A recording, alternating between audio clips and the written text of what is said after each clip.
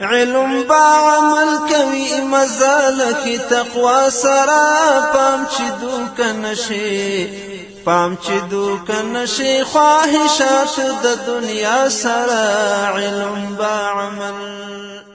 د ژوند لار کی تقوا سرا پام چې دوک نشي پام چې قدرمنو اوریدونکو اوس تاسو پام راړو د الحاج مولوي محمد یاسین فهیم صاحب و عالمانه وینا ته دې ته فکر وکړه چې دا خلق د فاضل بولي دې ته فکر وکړه چې د ژوند لار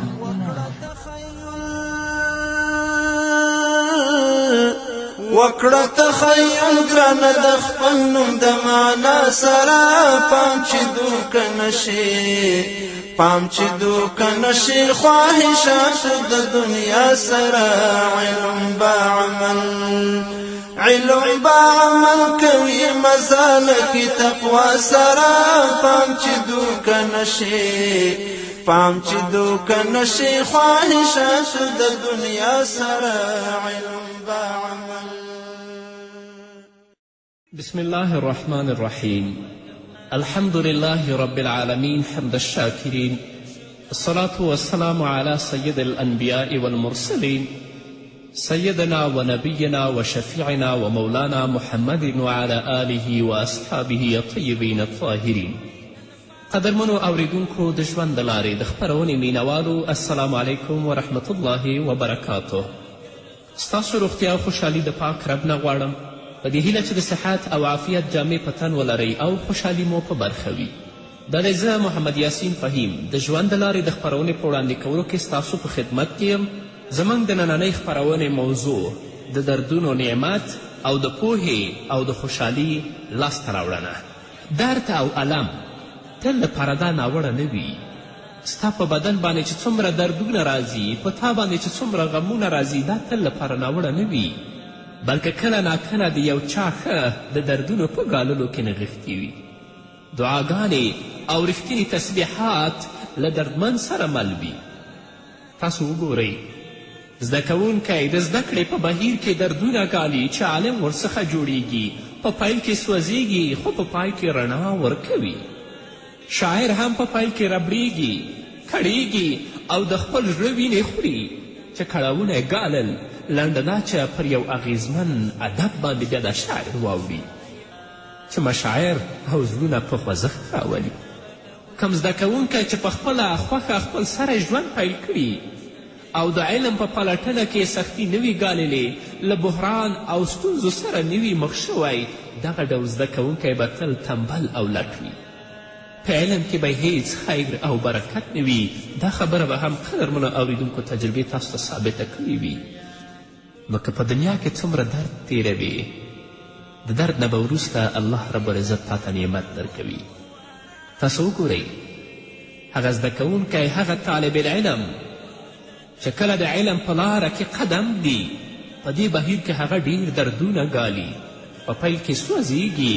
خو په پای کې بیا رڼا ورکوي ټول عالمونه رڼا کوي او دا تاسو ته هم معلومه ده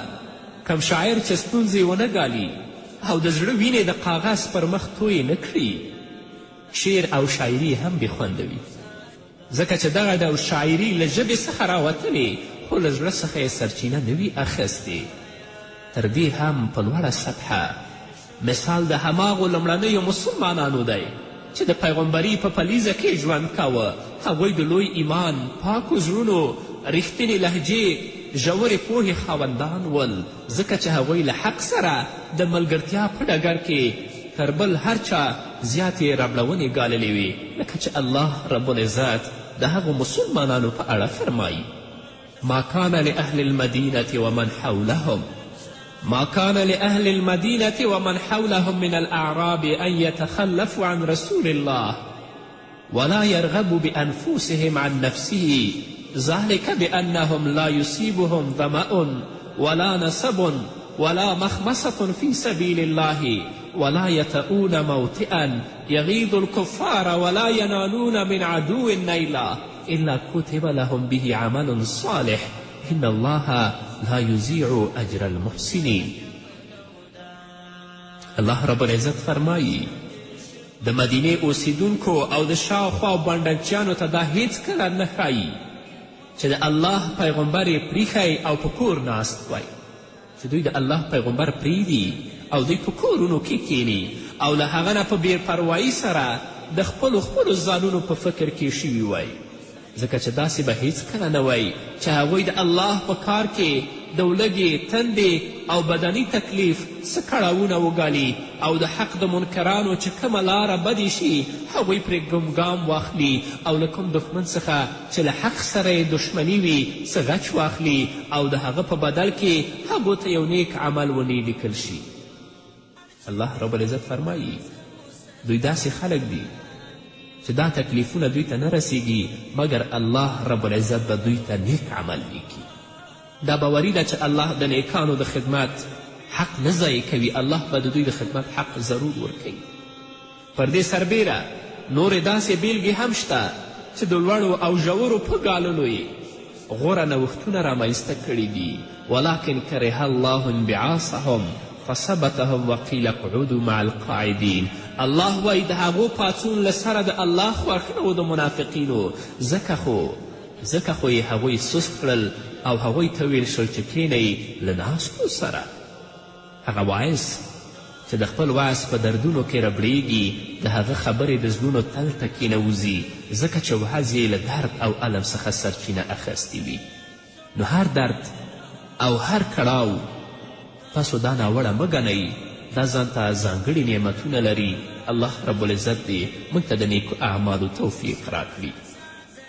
هغه زموږ طالب العلمان، هغه زموږ ورونه چې په اول کې دوی دردونه کړاوونه ګالي، خو الله رب العزت وروسته دوی ته د علم نعمت ورکوي. الله رب العزت دوی د پوهې لور ته روانوي. لکه الله رب العزت فرمایي علمک ما لم تکن تعلم وکان فضل الله علیک عظیما وکان فضل الله علیک عظیما. الله وایي او تا ته یې هغه څه ښودلي دي چې تا ته معلوم نه ول او پر تا د الله لورونه ډیره زیاته ده. ځکه ناپوهي د ضمیر مړینه او د ژوند وژل دي چې دا د عمر تباهي ده. نو هر مسلمان باید په خپل ژوند کې پوهه ترلاسه کړي. که په اول کې درد او کړال ګالي، په آخر کې به الله رب العزت دا په خپلو نعمتونو کې راونغاړي. ناپوهي د ضمیر مړینه او د ژوند وژل دي چې دا د عمر تباهي ده. انی اعزک ان تکون من الجاهلین. الله وایي زه تا ته نصیحت کوم چې خپل ځان د ناپوهانو په څیر ونه ګرځوي. د دې برعکس له علم پرته انسان هسې مړی دی او بېعلمي د مړو په څیر ژوند کول دي او علم د سترګو رڼایي او د روح غښتلتیا ده. هغه څوک چې عالم دی سترګې به روښانه وي او دغه روح به هم روښانه وي. د پوهې پر مټ انسان له خپل ژوند تنګي لرې کوي او ډاډمني ترلاسه کوي. پوهه ده چې له لاسه وتلی شی بیرته انسان ته په واک کې ورکوي او دا هم انساني فطرت دی چې له نوو شیانو سره آشنایي پیدا کوي او د دې برعکس ناپوهي د زړه او روح سکون له منځه وړي. په ناپوهي کې نننۍ ورځ هم د پرون په څیر ده. نو له دې امله که څوک نیکمرغي غواړي باید پوهه ترلاسه کړي چې نن یې له پرون سره توپیر ولري، په دې معنا چې نن یې باید تر پرونه ښه وي. د پوهې په اړه الله رب العزت په خپل کلام کې فرمایي وقل رب زدنی علما اقرأ باسم ربک الذي خلق. الله رسول الله ته وایي چې دعا وکړه چې ای پروردګاره ما ته لا زیات علم راکړه او ولوله ای پیغمبره د خپل رب په نامه چې هغه پیدا کړل. همدارنګه رسول الله فرمایي من یرید الله به خیرا یفقهه فی الدین. د چا په اړه چې الله د خیر اراده وکړي نو په دین کې پوهه ورپر برخه کړي. تاسو وګورئ بقی بن مخلط له اندلس نه په دې نیت د بغداد لاره نیسي او روانیږي چې هلته به له امام احمد بن حنبل رحمه الله نه د حدیثو علم زده کړم. او تاسو ته معلومه ده چې د اندلس نه تر بغداده پورې څومره لار ده، په زرګونو کیلومتره مزل دی چې په میاشتو کې هلته موټر نه رسیږي. فحضرت بقی پیاده د اندلس نه د بغداد لور ته روانیږي. چې کله بغداد ته رسیږي، بغداد ته تر رسېدو وروسته پر دې پوه شو چې امام احمد بن حنبل د خلق القرآن مسئلې له امله په کور کې تر څارنې لاندې بندي دی. دا یو اختلافي مسله وه په دې باندې علما ډېر ښه پوهېږي چې په دې مسئله کې حضرت امام احمد حنبل په خپل کور کې بندي و او تر څارنې لاندې و او څوک ورسره د لیدنې کتنې حق هم نه لري. حضرت بقیع په تشویش کې شو چې تر دومره مزله وروسته که له لاسته راوړنې پرته بیرته ستون شم نو دا ښه نه ده، ځکه زما خواري به بېځایه لاړه شي. نو له ځان سره یې پرېکړه وکړه چې زه باید د دروازې مخې ته کښېنم تر دې چې ورسره وګورم. 3 شپې ورځې د امام احمد بن حنبل صاحب دروازې مخې ته تېرې کړې. لنډه دا چې د هغه خدمتګار را ووته نو بقي بن مخلد ورته خپله قیصه وکړه چې د څه لپاره راغلی او څه غواړي. امام صاحب چې خبر شه نو په څه بهانه یې ورسره وکتل او دواړه پر دې پرېکړه وکړه او په دې باندې هم نظرې شول چې ته د سوالګر په بڼه کې راځه او زما د کور مخې ته کښېنه او خیرات غواړه، نو زه به هم د خیرات درکولو په بانه در وځم او په منډه به یو حدیث د محمد رسول الله تا وایم. دواړو تر 1 کاله پورې همداسې کول او کال وروسته چې بقي خپل کلي ته ستون شو نو مسند بقي بن خلد یې ولیکه چې ټوله د علم نړۍ یې پرې خړوبه کړه. ګورې هغوی د علم دپاره څومره تکلیف ایسته، نو د هغه درد او غم نه وروسته الله دې ته نعمت هم ورکه. نو هر درد او هر علم ناوړه نه وي، د هغه نه به وروسته الله تا ته ډېرې خوشحالیانې او ډېر نعمتونه هم درکوي.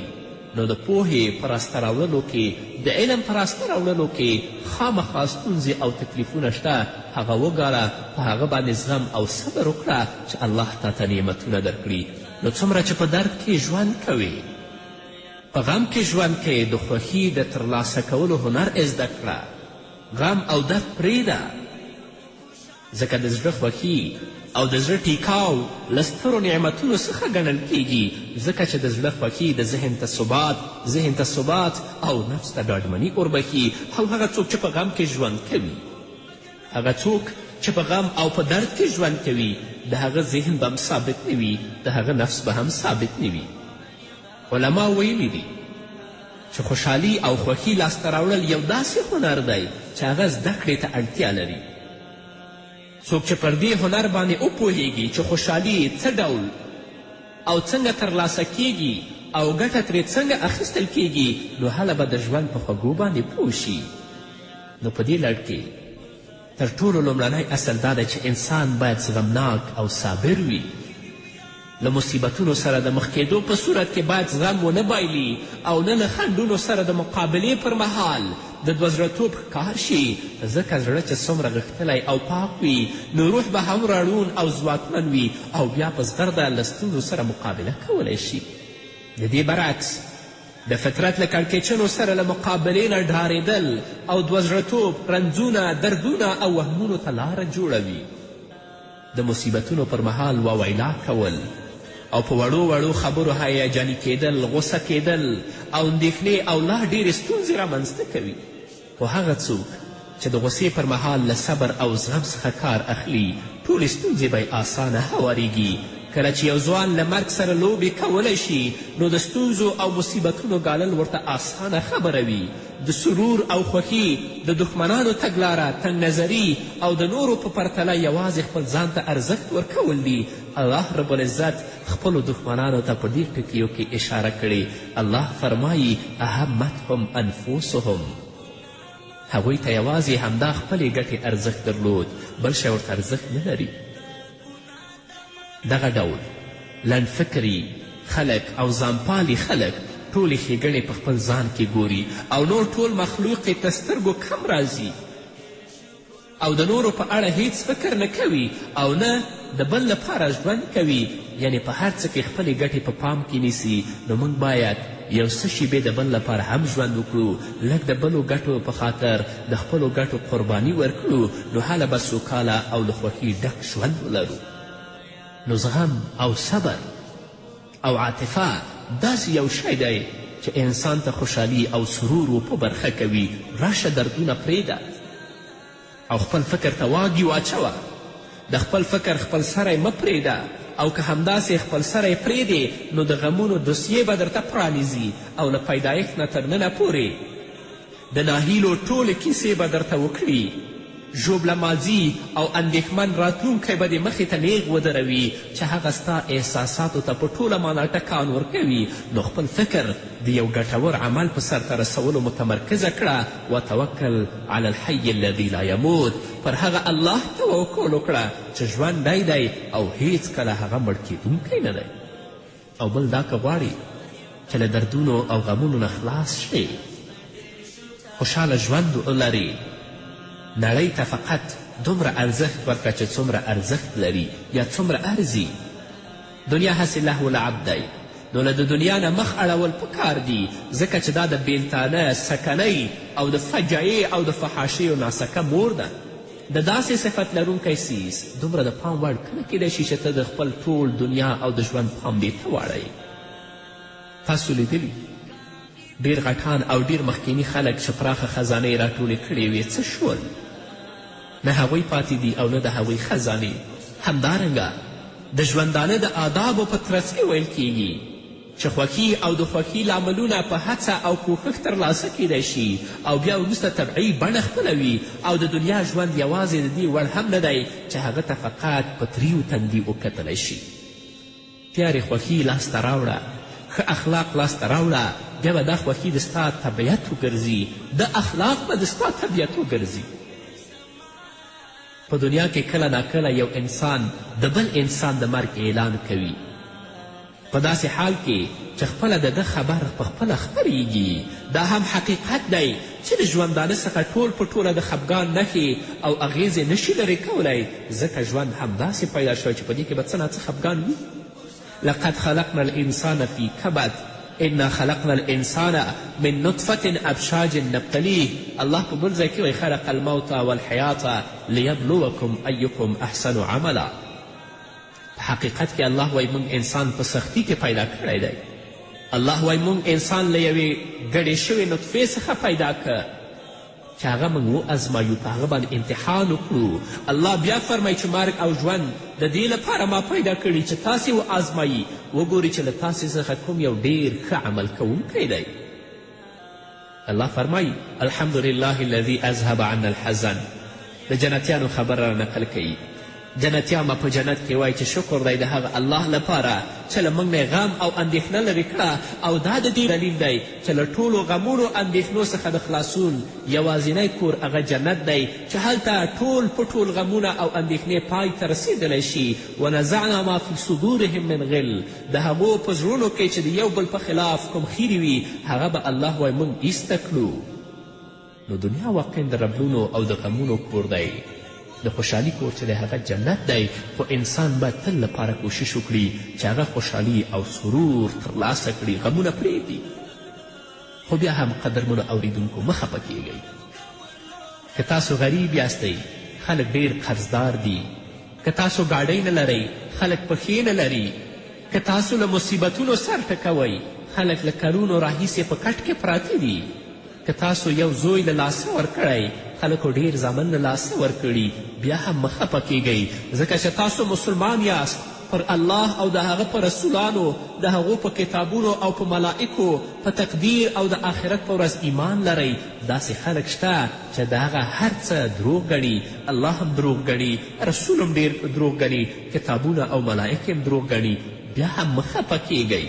که تاسو نه ګناه کیږي نو توبه وباسئ،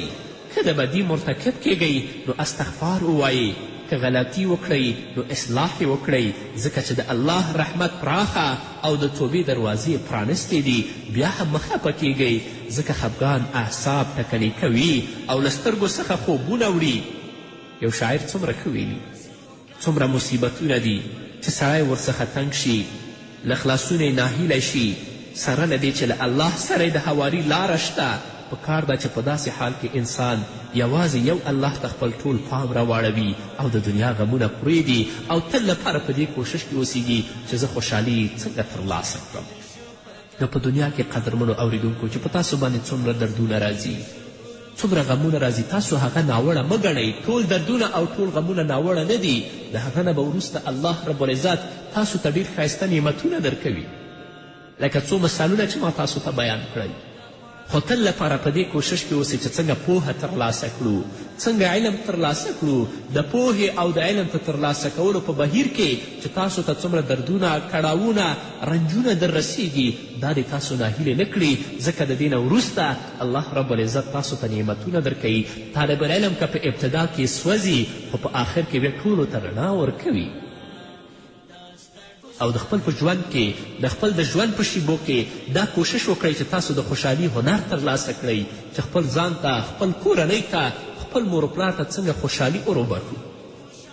او د هغو هنرونو نه یو هنر دا دی چې تاسو زغمناک او صابره اوسئ تل لپاره په مصیبت باندې صبر وکړئ او یوازې د ځان لپاره ژوند مه کوئ بلکې د ټولې نړۍ لپاره ژوند وکئ لکه څنګه چې ځان ته خوشحالي غواړئ د ټولې نړۍ لپاره تاسو خوشحالي وغواړئ او بیا هم خفه کیږئ مه ځکه که تاسو ګاډۍ نه لرئ ډېر خلک دي چې هغه پښې نه لري چې په پښو وګرځي که تاسو غریب یاستئ ډېر داسې خلک دي چې هغوی قرضداره او پوړولي دي خو بیا هم هیڅکله د ژوند نه ناهیلي کیږئ د الله نه د ښه ژوند غوښتنه کوئ هم په دنیا کې هم په آخرت کې الله به عزت د دنیا او د آخرت در په برخې کړي په دې هیله قدرمنو اورېدونکو دا وه زموږ نننۍ خپرونه چې ستاسو درانه حضور ته وړاندې کړه تر بلې خپرونې پورې چې زه بیا هم ستاسو درانه حضور ته راځم تاسو ټول په پاک رب سپارم پاتې ژوند او پاتې ورځم نیکمرغه الله مبارک تاج د وراثتي امانت درته په سر کړلو تاج د وراثتي امانت درته په سر کړلو ګوره مخامخ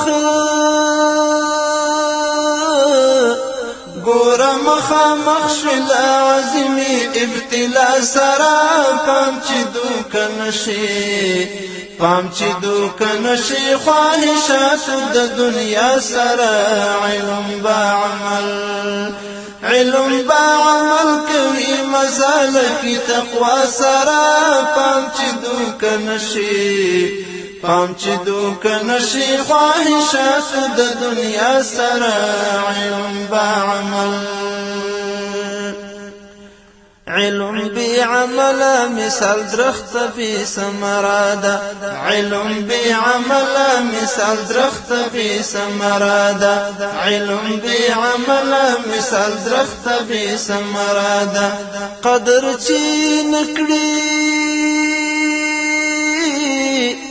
قدر چی نکړي څوک نه ښایي هسې چا سره پام چې دوکه نشي خواهشاتو د دنیا سره علم با عمل قدر چې نکړي څوک نه ښایي هسې چا سره